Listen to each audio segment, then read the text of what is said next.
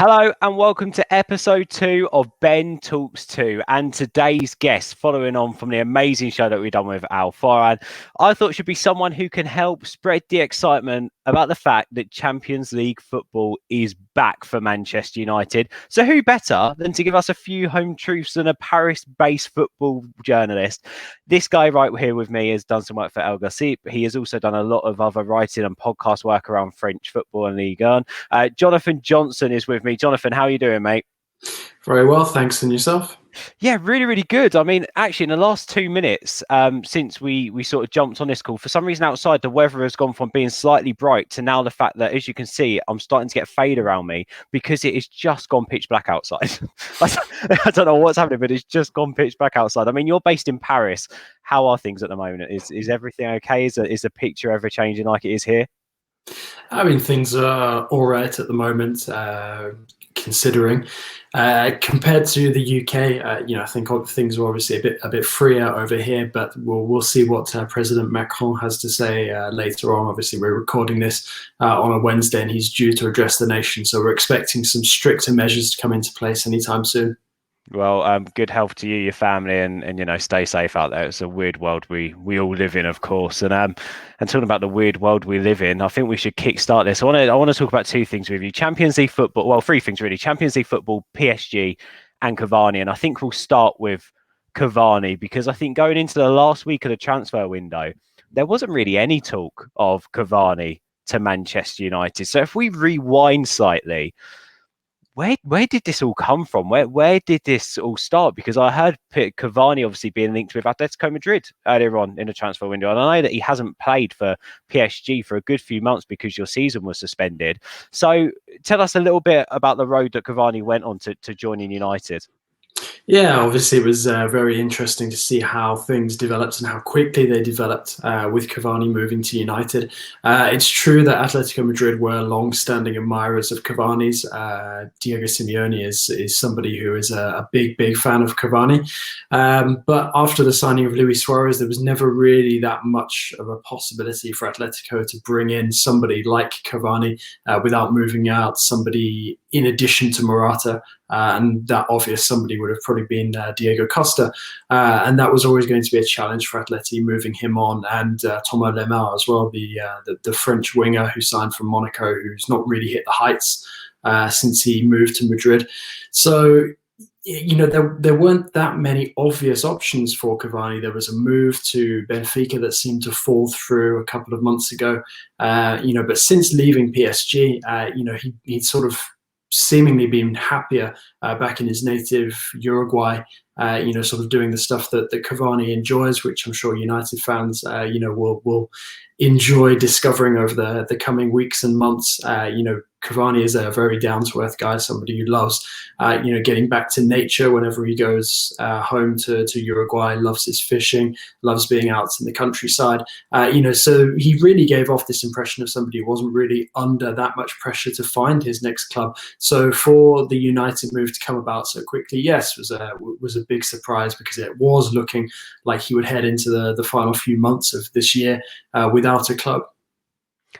How you're describing him there about sort of maybe slightly quiet behind the scenes, loving nature and being very much a family person by the sounds of it, loves his country, obviously has a great love for football as well. I think when he first got linked to United, our worry was, agent fees, that's a lot. So clearly he wants to be shoved to United because his agent wants to make some money. The other thing was, he's seeing United as a great place to go and make loads of money right now off the back of obviously just spending a lot of time with a very rich club being PSG. But just listening to you talking about him there, it doesn't come across like a greedy individual at all. Would that be a right thing to say? How would you describe him off the pitch? I mean, I think when people talk about the potential fees involved in signing like somebody like Edinson Cavani, it's one thing, what Cavani wants, and it's another thing what his agent and half-brother wants. Cavani is at the end of the day represented by family, and it is something that has been mentioned a couple of times as a blocking point in negotiations with various clubs. There was suggestions that Cavani's entourage were asking for a 10 million signing on fee, as well as quite high wages given what he was on with PSG. I don't have any sort of information or pointers that I can give as to exactly what the figures are. But obviously it will be a very lavish deal, one that United can afford. Perhaps that explains why when United did firm up their interest, Cavani was quick to jump at this opportunity. Because we've discussed the moves that fell through over the past 6 months or so. But this kind of seems like it ticked all of the right boxes for somebody who wanted to challenge themselves in the Premier League before the end of their career. You talk about him wanting to challenge himself, Jonathan. Of course, he hasn't played football for quite a long time. The end of the season was suspended, so he didn't really get a good buy through PSG and didn't play any more games for them when he sort of announced that he wasn't going to be extending his contract. In terms of the, so to speak, the feeling in France, and especially from PSG fans, I don't know if you've managed to grasp this, but how did they react to Cavani saying that he's going to be leaving the club? Oh, there was a lot of anger. I mean, first of all, let's be clear, Cavani never said that he was going to be leaving the club. The announcement was made by PSG's sporting director, Leonardo, that Cavani would be leaving, that Thiago Silva would be leaving, that Meunier would be leaving. But, he expressed his hope at that time that Cavani would be sticking around at least for the remainder of the Champions League campaign. We know that Thiago Silva did, Meunier didn't, and Cavani didn't either. So, there was a lot of frustration, a lot of anger, sort of feelings of betrayal from the PSG fans when it first emerged that Cavani wouldn't be staying on for the remainder of the Champions League. There was this idea that he was sort of keeping himself fresh and in shape for signing for a new club. Cavani didn't actually publicly speak about his PSG exit until very recently. So there'd been, a lot of radio silence, and I think that enabled the frustration to build up and to sort of reach the next level in Paris. There were lots of accusations, that he was just a mercenary and that actually all his time at PSG hadn't meant anything. But I think he was put in a very difficult position, Cavani. He is somebody who gave his best to the club in the time that he was here. And it was made very clear to him that he wouldn't be the number one striker moving forward. Leonardo, prioritized running down the price to sign Mauro Icardi before his option to buy expired in his loan deal. And it's quite obvious to Cavani that the PSG were only looking at him as a potential stopgap measure while the coronavirus was ravaging football, in particular French football. So I don't think he ever really felt that he truly believed that there was much more that he could get out of his time with PSG. So obviously no agreement was ever made for him to continue with the Champions League. So his exit from PSG was quite abrupt and quite hurtful for all parties. There's been a lot of speculation that the PSG aren't happy with the way that things ended with Cavani. There's been a lot of talk as well about how he was left out of the club's recent 50 years celebration awards. But at the end of the day, Cavani is somebody who gave a lot to PSG in the time that he was there. He overcame a lot of very difficult situations, and ended up coming up trumps. And I think it's to his credit that he was able to win his place in the starting 11 back from Icardi, just before coronavirus shut everything down over here in France and across the globe.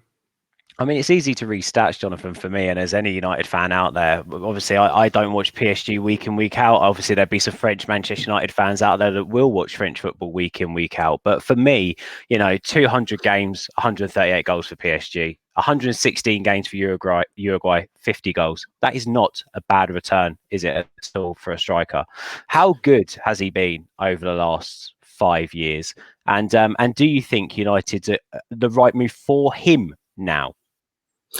I think Cavani has been a superb player for PSG over the years. I think in terms of the investments that PSG have made under Qatari ownership, Cavani's up there definitely as one of the best ones. There've been a couple of very very good candidates over the years. Zlatan Ibrahimovic, another former United player, one of those. But Cavani, there was more longevity with him, and a greater rapport with the fans as well. So for me, Cavani has been one of PSG's stars, if not the star of sort of the last 5 years or so. Bear in mind that Neymar and Kylian Mbappe haven't been at the club for as long as he was. I think he's someone that's proved himself to be, have a winning mentality over the years. Prolific goal scorer. If you add together all of his goals across all competitions for PSG in competitive matches, he managed to hit the 200 goal mark. He's the all-time top scorer in PSG's history. There's very little that he didn't do with PSG. The obvious blemish sort of on his record being that he wasn't able to be with PSG when they managed to make it to the Champions League final for the first time in their history, and wasn't able to help them try to beat Bayern Munich in that final. But aside from that, he's pretty much been there and done that with PSG, and he deserves his place in PSG folklore, because I think once tempers boil down, emotions stop running as high as they are, especially as they will be, around about the time that PSG come up against United in the group stage. I think people will look back and cherish what Cavani and PSG managed to achieve together. Obviously, there's big questions about him now, considering his age, considering his fitness record over the last couple of seasons. But I would point out the fact that Cavani did still manage to win his place back from Icardi, the guy that PSG spent the best part of 70 million euros signing earlier this year. And I think that really speaks in his favour. Okay, he's not the same Cavani that he was a couple of seasons ago when he was prolific for both PSG and Uruguay. Rarely getting injured. Was completely talismanic, particularly under Unai Emery's leadership.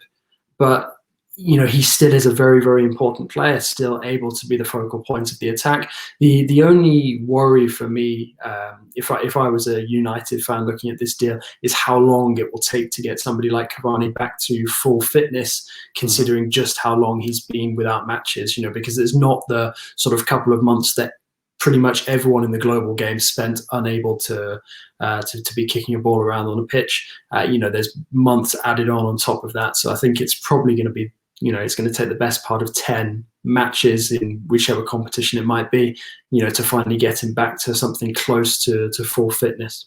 Hearing you talk about him there, though, Jonathan, again, it just begs the question: why were PSG, the board, willing to let him go? I mean, as you say, he's got his name in PSG folklore. He clearly still had more to give. The fact that he came in and took Icardi's place, it baffles me that a little bit. It really does. Is it the injury record? Do you think that maybe behind the scenes they could see a little bit of a decline? Could you, watching the game, see a bit of a decline?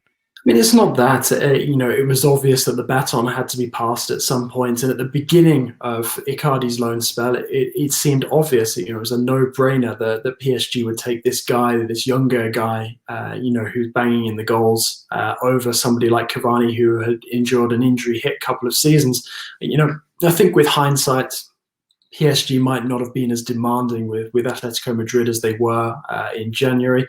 They were looking to get a fee back for him, whereas Atletico were struggling to sort of meet Cavani's personal demands, let alone scrape together a transfer fee. It's not so much that I think that PSG absolutely wanted to get rid of him. It's just that I think that they felt a chapter was closing, and there was no point prolonging that any further. I will say, that I think things from the outside looking in could have been handled a bit differently. But Cavani, being the consummate professional that he is, being very respectful, has keeps his cards quite close to his chest. Doesn't come out and completely savage the club for the end of their relationship, and instead focused on the very, very positive rapport he built up with the fans over the years. So I think mainly, the reason for PSG making this decision to part with Cavani, and not just Cavani. Let's not forget that Thiago Silva, had also been a very, very good servant for PSG and was captain as well. They made the difficult decision to part with them both. And a lot of that is down to the fact that PSG are being hit economically very hard at the moment. Not only with the mess going on with French football that's been brought on by the coronavirus, with all the TV rights fiasco and all of that stuff. Not having fans going into Parc des Princes week in, week out, spending money on merchandise. I mean, it's similar to United.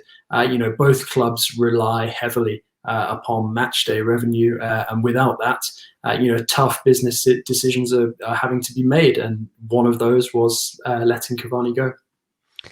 In terms of on the pitch, though, Jonathan, what would he bring to this United side? What would he bring? United have obviously struggled to have an out-and-out number 9 now since obviously Robin van Persie. I'd even go as far as to say. Obviously, Martial stepped up to the plate last season. Him being a French footballer, maybe I'm going to ask you the question in a minute: who does start, Martial or Cavani? But we'll come back to that. But in terms of the qualities he could bring in, for me as a fan, I'm excited to see what he can do as a leader. We've got a very young front line. I think experience is very underrated. I know some people say, as I read, but I think it's underrated, especially when you've got young players having to learn the game. Having someone like Cavani for me is a positive. The fact that he's also an outlet, I think he can be. We can now have a plan B potentially. I think the signing of Telles helps out with someone who's got a good ball in the box, and Cavani's a great option. He can score with his head or his feet. What for you, looking from the outside in again, would you say Cavani can bring to this United team? Cavani, when he's fit and in form, he's very physical, works very, very hard, will run himself into the ground whenever he's put out there on the pitch. I think he'll feel particularly motivated at this moment in time, like there's a point to prove, not only because of the way things ended with PSG, but also because he's going to a new club in a new league, and there will be, a new audience to impress. And the fact that he'll probably feel that he needs to make up for lost time as well, considering just how long he's been out of the game.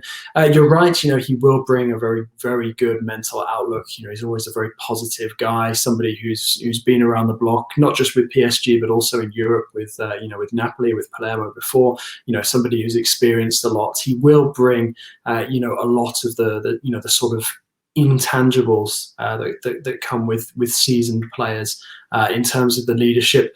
I would question what his English is like at this moment in time, because I think that might limit how much of an influence he's able to be with some of his younger teammates. But some of what he will bring, it won't really require translation. I think, some of his younger teammates will be impressed by the way that he applies himself, both in training and, on match days. So, I think he's somebody who handles himself very, very well, will have himself in the best possible shape as quickly as possible, so that the United can get the best out of him. He won't have let himself go in the time that he hasn't been playing football. So, we'll see just how rusty he is when he gets onto the pitch and gets to play his first couple of matches. I think it's a shame for United and for him that his debut is probably going to be held up by coronavirus. That means that he's unlikely to be in good enough shape to at least start against PSG, so he'll probably be on the bench there.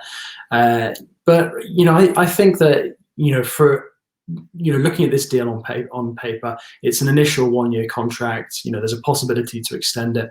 I think that's smart, and I think that if things go as expected, I think that Cavani will be able to contribute sort of somewhere between 10 and 15 goals in the season, depending on how long it takes him to get back to full fitness. And I think that his experience, his leadership, will benefit a lot of those younger teammates. And what you're saying there about motivation and, so to speak, a drive, depending on what you believe, what you read, I mean, I don't know how much you know about this, but apparently he's got some goal scoring clauses in his contract as well, which I think could be an amazing thing for him. Especially, no, I don't know if Ollie sees him, and I think this is probably a question for you. I don't know if Ollie sees him as a plan B or a plan A.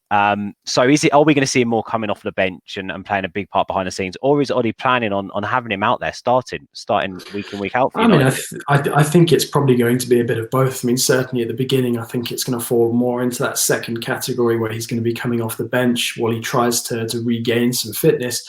But ultimately, I think he will be a legitimate option to start with. Cavani, when he's fit and in form, is still a top quality striker. And somebody who I think would walk into most Premier League starting 11s, depending on the formation and the setup. So I think that Solskjaer is definitely going to benefit from having the possibility of either starting him, playing him as the focal point of an attack, or having players playing off of him. I think Cavani as well, his work ethic, adds a lot. When United are, under the cosh a bit and require some of the players further forward to get back and chip in defensively, Cavani also does that. He's prepared to run himself into the ground, play for his teammates. But he also does require chances to be created around him. So, the thought that Cavani might be able to play alone in attack, of course he can lead the line, but he's going to need very creative talents in and around him. And I think something else, that's just crossed my mind as well, is he's not the only Uruguayan joining this transfer window. And I think, his role sort of as an older influence on, a mentor for Pellistri, somebody who could have actually rocked up in France, actually, had Leon not been so stingy. Yeah, exactly. And I think that is something as well that, will probably have played into United's thinking in doing this deal. I think I think I'm actually really excited. If I'm Pellistri and I'm joining Manchester United and I've got a hero like Cavani in front of me and he's going to be the guy who's showing me the ropes and mentoring me. I mean, what an exciting thing. And also, again, I bring back to it, Jonathan, it felt like for some reason, I don't understand it, there was a mix in the fan base around the signing of Edinson Cavani, whether they liked the fact that he was coming in or not, whether, they thought he was a good option for United. I think he's a brilliant option for United. Like you say there, if he's fit, he is fantastic. He's up there in the best when it comes to leading the line.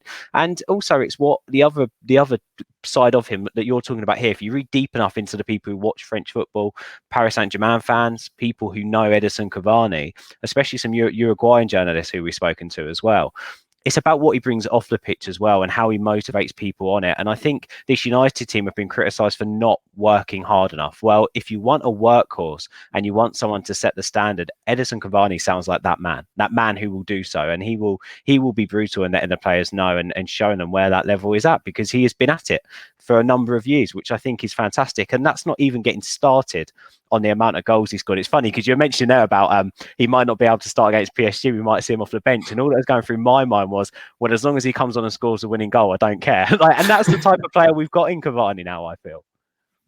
Yeah, absolutely. All of that is absolutely justified, and I think it is. For me, it's a good move. I think the detractors from a signing like this are probably people who haven't seen that much of him, with the exception of Champions League matches.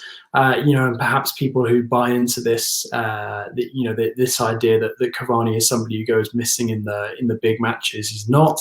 He's somebody who turns up. I mean, the only thing that I would say does get frustrating with Cavani from time to time is that he does need multiple chances to score goals.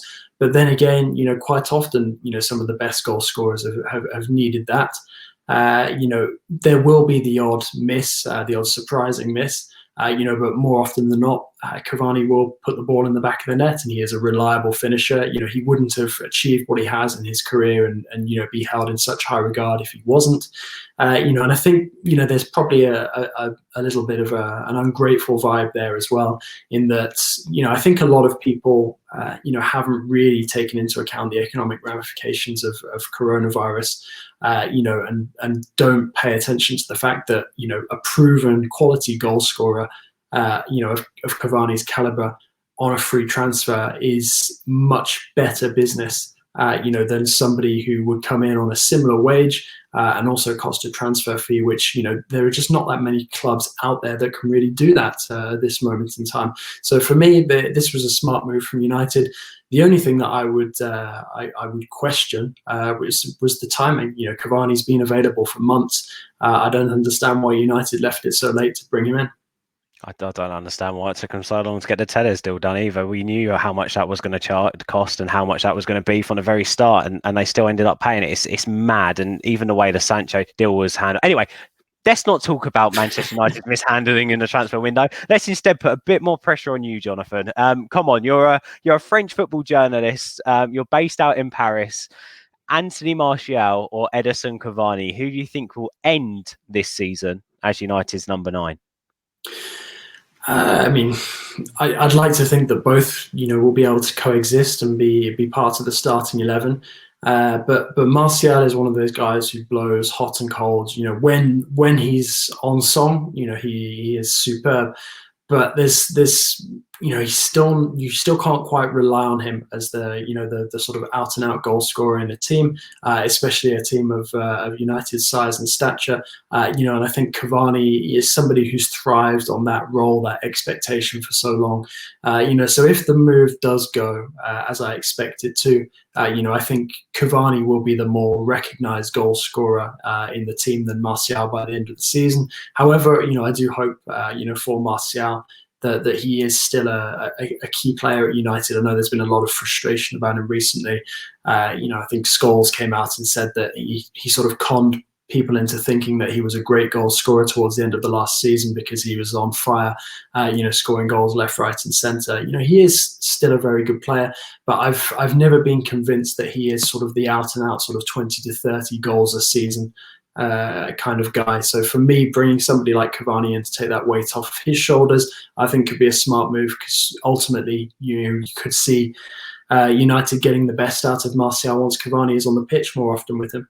Yeah, I also, talking about players on a pitch of him, I'm actually quite excited to see him play with Greenwood. And I'd love to see actually Cavani and Greenwood play potentially as a 2 with 5 at the back and 3 in midfield, because I think that will solve United with some of their defensive issues, might mean that they can get Van der Beek, Bruno and Pogba in the same team. And then to have those two as your attacking outlet, you've got, so to speak, that fast poacher of a finisher in Greenwood who can also make a chance in and around the box. And then you've got that big number 9 who can basically be there and be your vocal point of your attack when it comes to the press from a defensive point of view, but also score goals out of nothing as well, and be on the end of chances, which I think is massively important. So I think it's an exciting signing for United. And I think everything you said there, Jonathan, actually just excites me more. So thank you for the insight on Cavani. And talking about excitement, I think that's now going to turn into nervousness as we talk about the Champions League clash happening next week. Obviously, as a United fan, I'm buzzing beyond belief the fact that we're back in the Champions League. These are the nights as a football fan you want, under the lights, playing against big European teams in Europe. Yeah, back somewhere where you've got good memories as well. Well, of course, yeah. I mean, I can't wait to go back there. I mean, I'm quite excited, but obviously nothing's ever going to beat it with the fans and the buzz around it, and how we sort of done it with that team as well. And don't get me wrong, luck went our way. Although I was saying the other day, Jonathan, I don't know if you'd agree with this, with these new handball rules, that was now a nailed down handball. You can't get anywhere away from it. Yeah, well, I guess that would be some consolation for the Parisians who were heartbroken after that. Yeah, because obviously at the time it was massively debatable. Well, I don't even think it was debatable. I don't think looking at handballs like that, you'd want them to go against your team, and for it to be given was strange. But with the way that this handball rules changed, it's like, well, that's a stone order now. But let's talk about Paris Saint-Germain, and maybe from that night, obviously Mbappe is obviously becoming better and better, and everyone's seeing the next couple of years as being the time that he will take to become the best footballer in the world, with Ronaldo and Messi getting on. Neymar seems to be back and playing football. I mean, he showed some glimpses again of how good he can be at the latter stages of the Champions League. And of course, a big target for the owners at PSG have always been to win the Champions League. And they nearly got there last year. So how motivated will they be to get there again and go that one step further this year? Obviously, they're very motivated. The problem for PSG is they're just not as strong across the board as they were last season. They don't have the same strength in depth. There's certain quality elements, that have been taken out of the squad against the coach's will. And he's basically having to make do with some, sort of lower quality reinforcements. The jury is out at the moment on players like Moise Kean, Danilo Pereira, Rafinha, all of who were brought in at the very end of the transfer window. We haven't even seen kick a ball in a PSG shirt yet. But on paper at this moment in time, the squad looks quite thin. So, obviously there are concerns coming into the Champions League, that PSG don't have the strength and depth to compete both domestically and in Europe. And you also have this sort of undercurrent as well of malcontent from Thomas Tuchel towards sporting director Leonardo. There's been sort of some quite public handbags in the last couple of weeks over PSG's transfer policy. Will Tuchel be satisfied with Leonardo's late dash to bring in a couple of people? We'll have to wait and see. But at this moment in time, it's very difficult to say that PSG are stronger this season than they were last season. We'll see how the new signings adapt. But at this moment in time, this PSG side is weaker than the one that got to the Champions League final, but of a similar strength, I'd say, to the one that United last faced, when you consider that Neymar wasn't able to play a role, and you've now got him back and in form. Obviously, that counts for a lot. But there are still some questions about PSG's defence overall, both sides of it, particularly on the left, where you're going to have the young Dutchman Bakker with Juan Bernat out injured for quite a while. Bernat, who did very well actually against United in the game against Parc des Princes last time out, and the midfield as well, very quite thin, with the exception of Verratti, who's obviously of very high quality, and then there's the usual worries about injuries as well after the international break. I've seen Marquinhos has perhaps tweaked something, and there's a possibility that he now might be a doubt ahead of that match, which would obviously be a big boost for United and a big loss for PSG as well, because he's now the captain now that Silva's moved on. So there's lots and lots of questions about PSG heading into this match, and from a United point of view, it's perhaps an opportunity to pick up an unexpectedly positive result. But then again, this is also a United side that was thrashed by Spurs recently. Awful, Jonathan. It's the only word I can use. I can use stronger words, but I'm going to go with the word awful. Well, that'll be music to PSG fans' ears, but we'll wait and see exactly who comes into the match in the better form. PSG coming up against Nîmes a couple of days before the match, so it'll be a chance for Tuchel to take stock of the squad that he now has available to him and the state of some of the players after international duty. But at this moment in time, there are still some clouds hanging above Parc des Princes, despite the fact that PSG have started to pick up in the league.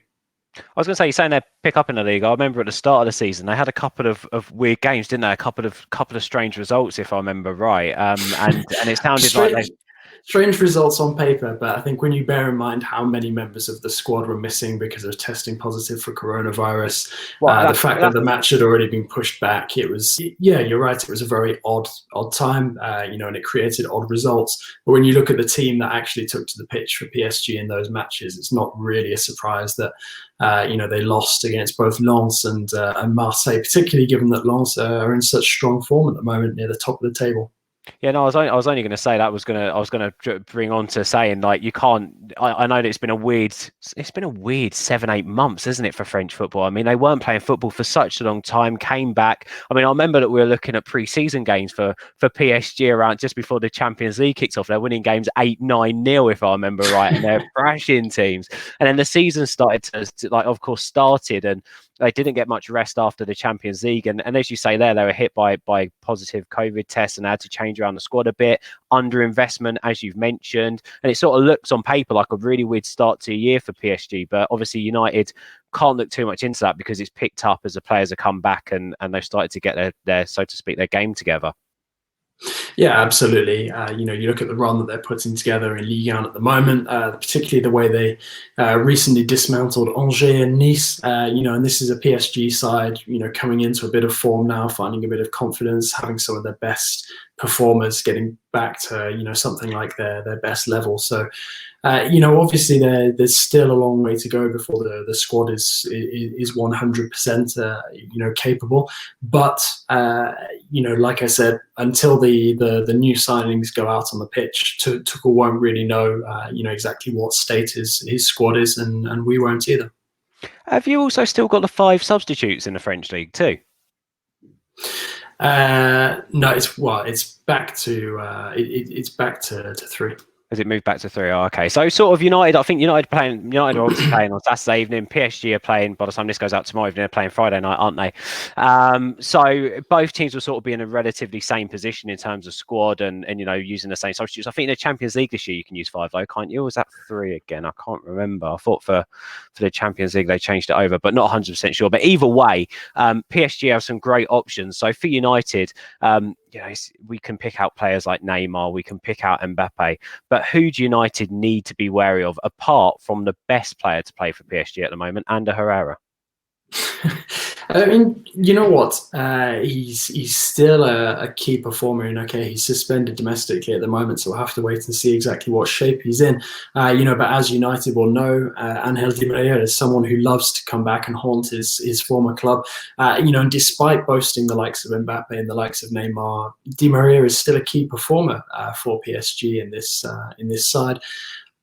But there is a feeling as well that without Mbappe on the pitch, without the pace that he brings, PSG find it very difficult to unlock opponents with or without the likes of Di Maria and Neymar creating opportunities. So I'd say it's between Di Maria and Mbappe, for the most influential player or the player that United have to keep tabs on most. But I think if Mbappe and Di Maria do both play, obviously Mbappe will keep the attention of the United defenders away from Di Maria, and he'll be able to create opportunities, and that's without even mentioning Neymar. Yeah, I mean, it's an interesting group, isn't it, Jonathan? It's obviously United, PSG, we've got Istanbul and Leipzig in there. Are these the two teams facing up against each other on Tuesday who you would expect to go through to the next stage? Or do you think that Leipzig and Istanbul will really, really challenge PSG and United in this group? I mean, without wanting to dismiss them too early, I don't really think that Istanbul have the quality across their squad or the experience to get out of this group, and I think they'd probably do well to finish in third. I think the bigger threat for both PSG and United will come from a Leipzig side who surprised many last season by getting to the semi-finals. I didn't predict at the start of all of the Champions League action that it would be Leipzig, who PSG would come up against if they potentially beat Atalanta. We know they did, but it was Leipzig and their French contingent that PSG ultimately faced, and Leipzig will obviously be very motivated by that, and want to sort of gain a measure of revenge on PSG for that defeat. So I'd say from a PSG point of view, Leipzig are definitely the team to watch, but from a United point of view, I'd say that second place, at least in the group, is definitely doable. And obviously, top spot is going to depend on the results against PSG. And, although it's perhaps not ideal timing-wise in terms of the availability of certain players, I think this is still probably a better time to play PSG than in, say, 2 or 3 months' time. I was expecting this verdict to be a lot more damning, Jonathan, especially given United's start to the season. I was frightful coming into this chat with you, but now I've got an unusual sense of confidence. Where's this confidence come from, I'm wondering? Let's chat about it then. Let's throw a couple of predictions out there. What are you expecting to see? What, in terms of a result, where do you think this is going to go? I don't think we can hit too much on what happened last time around. There was obviously a lot of luck, and that was really a one-off game that United had to go out there and do a job. This is very much the first game, in this Champions League group, and it's under such weird and strange circumstances. So where do you expect to see this game won and lost? I think that ultimately PSG will win this game. I don't see it being a big scoreline. A draw wouldn't totally shock me, but I do think that PSG will make the most of home advantage. And I ultimately think PSG's firepower will do the job for them. I do think that the longer the match goes without a goal, assuming that Cavani starts on the bench, obviously, the threat of him coming on and scoring the winner gets greater. But ultimately, I think PSG will have just about enough to do the job. I'd say probably something like a 2-1 win sounds about correct to me.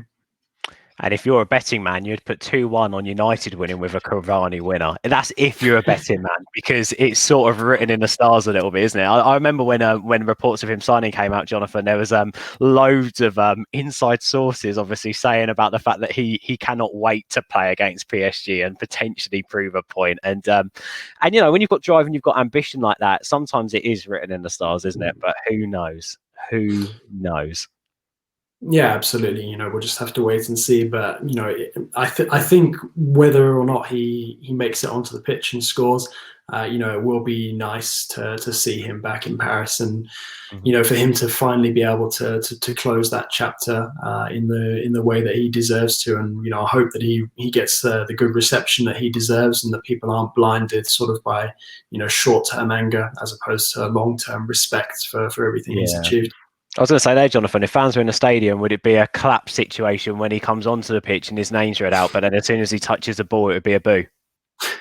Possibly something like that, but I do think that regardless of the result, he would probably get some sort of warm applause at the end of the game.